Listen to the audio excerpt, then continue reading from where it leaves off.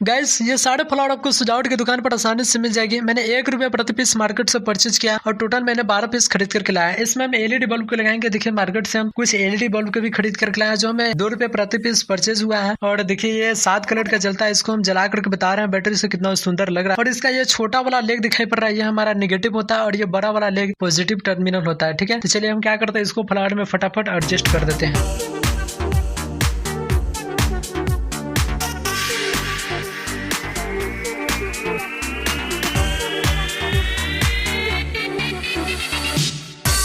यहाँ पर मैंने सारे फ्लावर में आरबीजी बल्ब को कनेक्ट कर दिया है। यहाँ पर ये आरबीजी बल्ब का ये बड़ा वाला जो लेग दिखाई पड़ रहा है हमारा पॉजिटिव का है और ये छोटा वाला टर्मिनल हमारा नेगेटिव का है। ठीक है, सारे बल्ब का कनेक्शन हम लोग पैरेलल में करेंगे। मतलब ये कि सारे बल्ब के पॉजिटिव टर्मिनल को एक साथ और नेगेटिव टर्मिनल को एक साथ कनेक्ट करेंगे, जैसा कि आपको स्क्रीन पर दिखाई पड़ रहा है। ठीक है, तो चलिए हम क्या करते हैं, इन सारे बल्ब के पॉजिटिव और नेगेटिव टर्मिनल वायर को कनेक्ट करके इस पेड़ के टहनियों में क्या करते हैं, लगा देते हैं। ठीक है, चलिए।